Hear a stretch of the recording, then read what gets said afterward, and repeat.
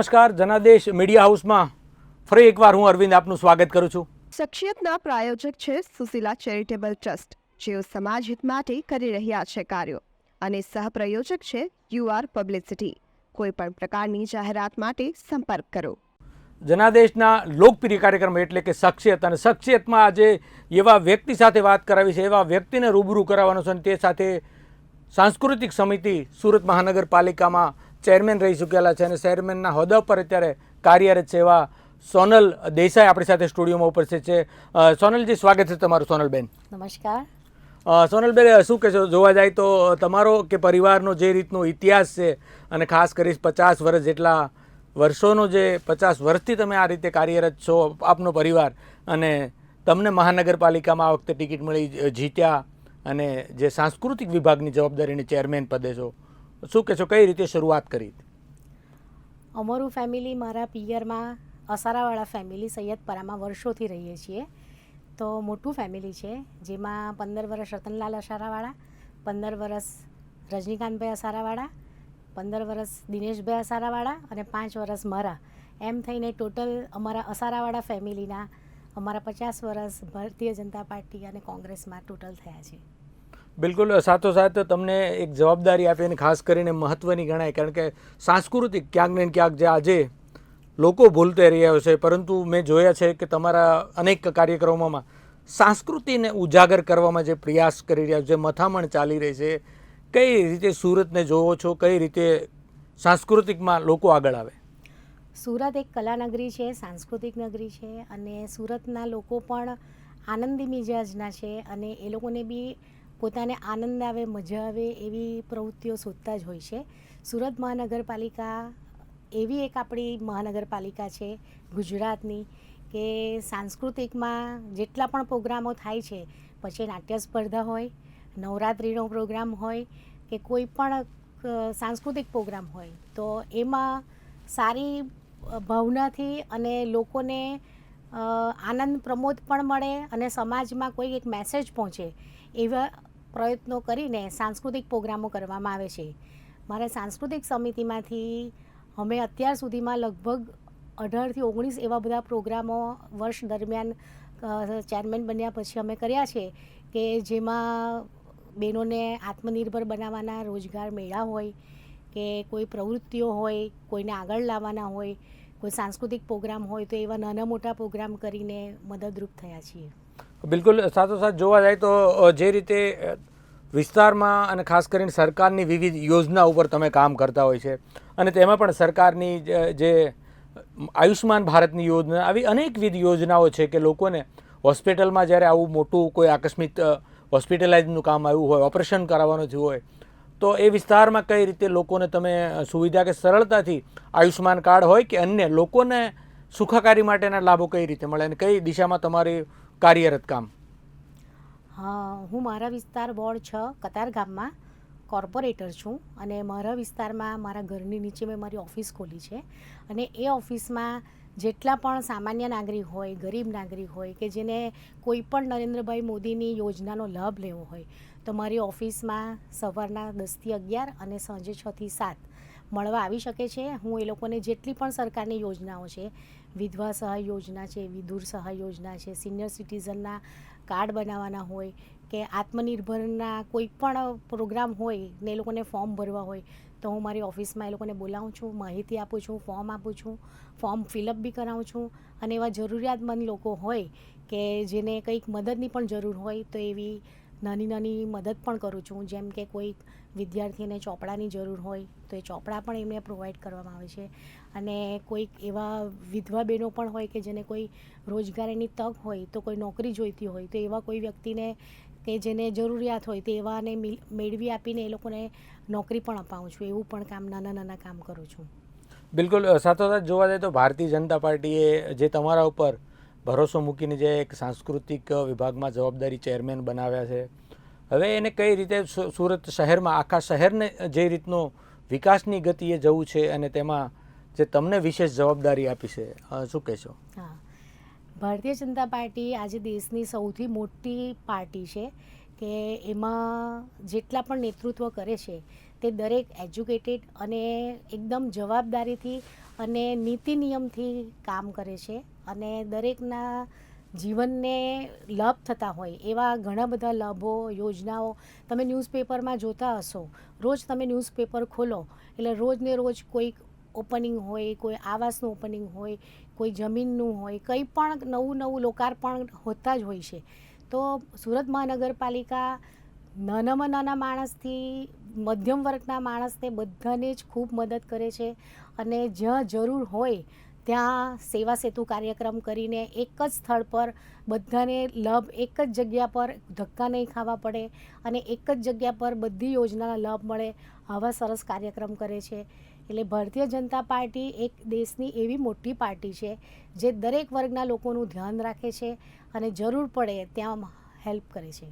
બિલકુલ. તમારા કતારગામની આપણે વાત કરીએ. કતારગામ વોર્ડ 6માં વિસ્તારમાં કેવા કામો અત્યાર સુધીમાં થયા છે કે અથવા તો કેવા કામો ખૂટતા હોય છે કે જે કરવા જેવા લોકોના સુખાકારી માટેના જે કતારગામ વોર્ડમાં 6ને લઈને શું કહે છે?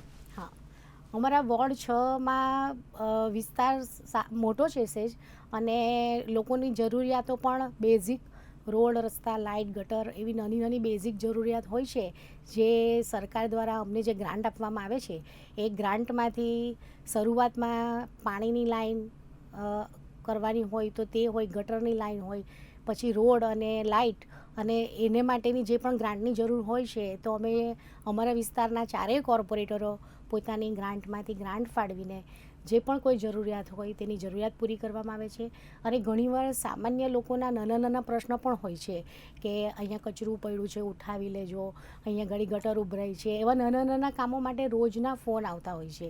તો અમે ફોન પર તરત એને ફોલોઅપ લઈને અધિકારીઓને એની જાણ કરી દેતા હોઈએ છીએ એટલે સામાન્ય માણસને તકલીફ નહીં પડે તેનું અમે ધ્યાન રાખીએ છીએ.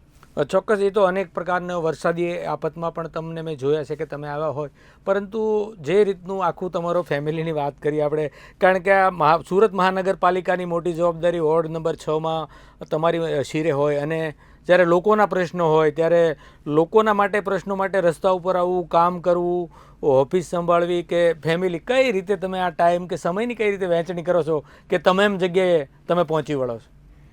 આમાં મારા હસબન્ડનો મને બહુ સાથ છે. મારા હસબન્ડ ડૉક્ટર છે અને કોઈ પણ મારી રજૂઆત હોય છે એમને તો એમનું ખાલી એટલું જ કહેવાનું કે ઘરનું કામ પહેલાં સાચવી લેવાનું અને એના સિવાયના જેટલા બી ટાઈમ હોય તેમાં તમે તમારું કામ કરી શકો છો. એટલે સામાજિક રીતે પણ અને સમાજમાં લોકોના કામ માટે પણ અને મારા પોતાના બી સામાજિક પ્રસંગો બી સાચવી લઉં છું અને એસએમસીની મિટિંગો હોય કે સુરત મહાનગરપાલિકાની ભારતીય જનતા પાર્ટીની કોઈ પણ મિટિંગ હોય તો એમાં પણ હાજરી આપું છું અને જ્યાં જરૂર હોય, જ્યાં એ લોકો કહે કે સ્થળ પર મુલાકાત લો તો સ્થળની મુલાકાત પણ લઈએ છીએ અને જ્યાં જરૂર હોય ત્યાં કોઈને મદદની જરૂર હોય તો મદદ કરવા પણ અમે તત્પર રહીએ છીએ. જોવા જાય તો તમારી સફળતામાં જોવા જાય કે ભાજપના એક કાર્યકરથી લઈને એક સાંસ્કૃતિક મહાનગરપાલિકામાં ચેરમેનની જવાબદારી છે, તો ડૉક્ટર સાહેબનો જ મહત્ત્વનો ફાળો કે એ સિવાય તમને સફળ બતાવવા માટે કોનો મહત્ત્વનો ફાળો કે તમને કોણે આ જગ્યાએ આ લેવલ ઉપર પહોંચવા માટે સપોર્ટ કર્યો હોય? સૌ પ્રથમ તો હું મારા માતા પિતાનો ખૂબ આભાર માનીશ કેમ કે એમણે અમને એટલા સારા સંસ્કાર આપ્યા છે કે એ સંસ્કાર થકી અમે આજે ઉજળા છીએ. સમાજમાં આપણે 5-10 માણસની વચ્ચે એક પોતાનું સ્થાન, વિશ્વાસ જ્યારે આપણે કેળવીએ છીએ ને ત્યારે તમે સક્સેસ જીવનમાં ઝડપથી વધતા હો છો. એટલે વિશ્વાસ જ્યારે અમે નાના હતા ત્યારથી જ મમ્મી પપ્પાએ એવું શીખવેલું કે બને ત્યાં સુધી કોઈને દુઃખ પહોંચે તેવું કાર્ય કરવું નહીં અને કોઈને મદદ થતી હોય તો કરવી. એ જ ભાવનાથી હું જ્યારે 12મા ધોરણમાં હતી ત્યારથી અમારા પપ્પાએ અને મમ્મીએ અમને શીખવેલું કે જાતે કમાવાનું અને પોતાના ખર્ચા જાતે જ કરવાના.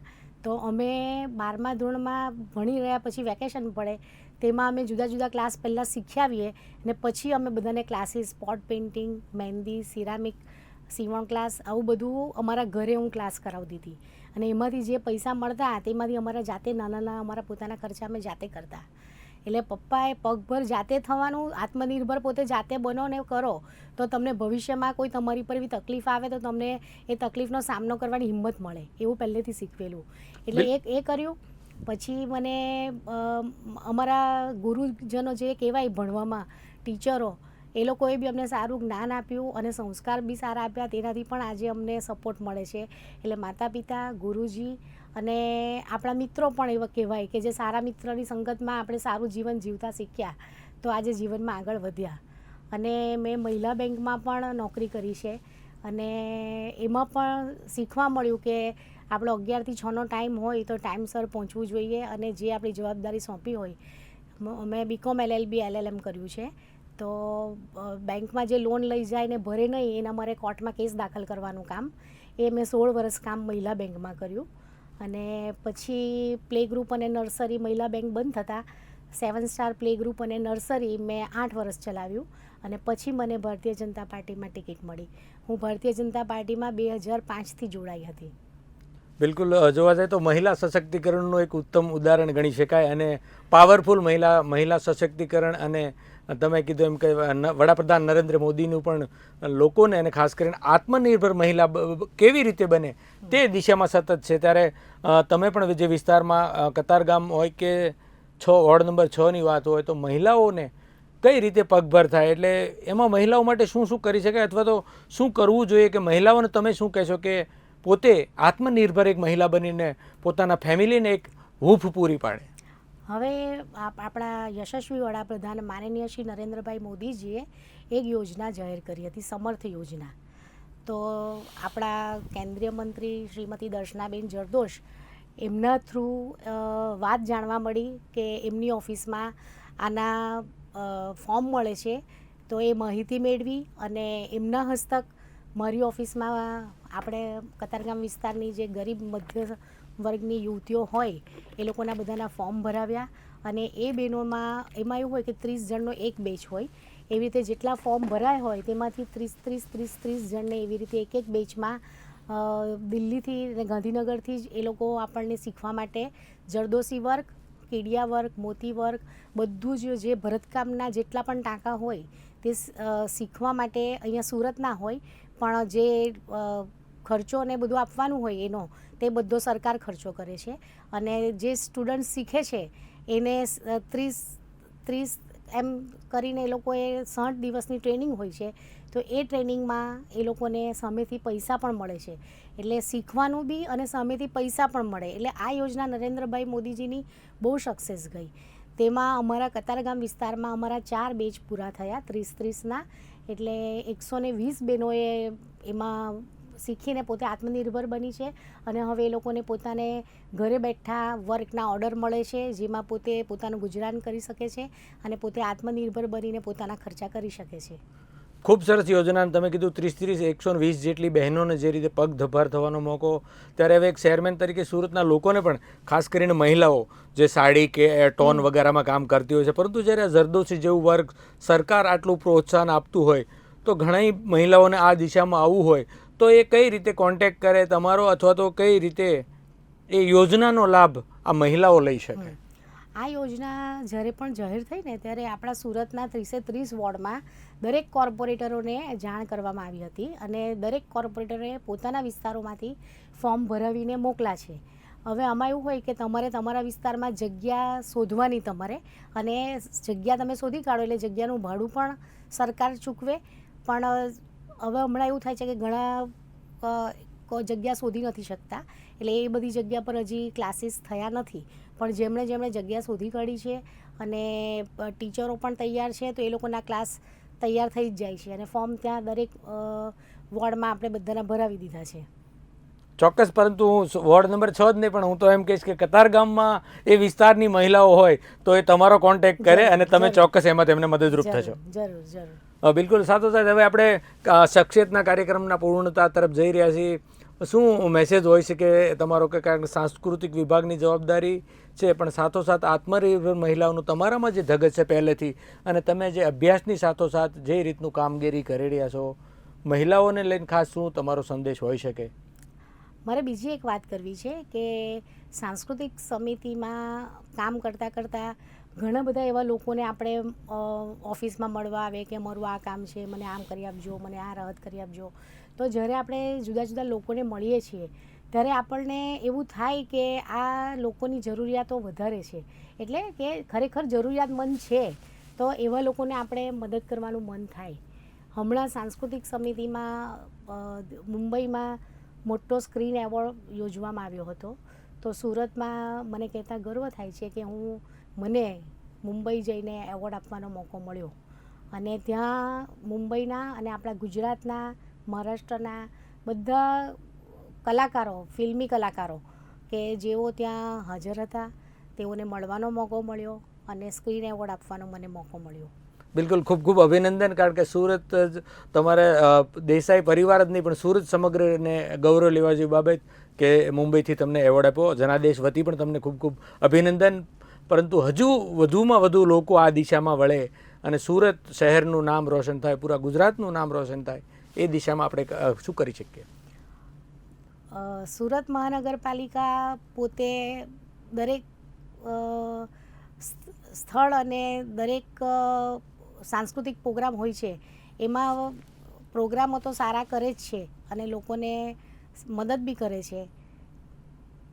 બિલકુલ. તો હવે જનાદેશના દર્શકોને શું કહેશો? કારણ કે તમે જે આજે સ્ટુડિયોમાં આવ્યા છો, કઈ રીતનું આખું જે લોકો માટેનું એક પ્રેરણા સ્ત્રોત, કારણ કે તમારું બી સેવાનું કામ છે ને જનાદેશ એ પણ એક લોકોના જે પ્રશ્નો હોય છે કે લોકોની જે વાત છે સરકાર સુધી કે નાનામાં નાના વ્યક્તિઓ સુધી એને યોજનાનો, સરકારનો લાભ પહોંચાડવાનો એક માધ્યમ બનતું હોય, શું કહેશો? જનાદેશ ન્યૂઝ એક એવી ચેનલ છે અને એવા સમાચાર પત્ર છે કે જેઓ લોકોની વાચા ન્યૂઝપેપર થકી લોકો સુધી પહોંચાડે છે. અને વિવિધ કાર્યક્રમો જે પણ સુરત મહાનગરપાલિકાના થતા હોય છે તેના પ્રોગ્રામો લોકો સુધી પહોંચાડે છે. અને બિલકુલ. તો જે રીતે સુરતનું હરણફાળ વિકાસ થઈ રહ્યો છે અને મહિલા આત્મનિર્ભર બની રહી છે, મહિલાઓ સશક્તિકરણનું કામ હોય છે, એટલે છેલ્લે તમે શું દર્શકોને શું મેસેજ આપશો?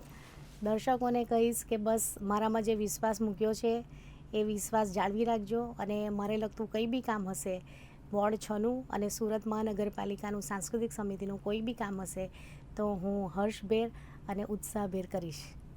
બિલકુલ. તો ખૂબ ખૂબ આભાર તમારો કિંમતી સમય જનાદેશ સ્ટુડિયોમાં આપવા બદલ. તો આ હતા સાંસ્કૃતિક વિભાગના ચેરમેન સોનલ દેસાઈ, અને તેમણે જે એજ્યુકેશનની સાથોસાથ જે અનેક રીતના જે મહિલાઓ માટેનું એક ઉત્તમ ઉદાહરણ છે તે પૂરું પાડ્યું છે.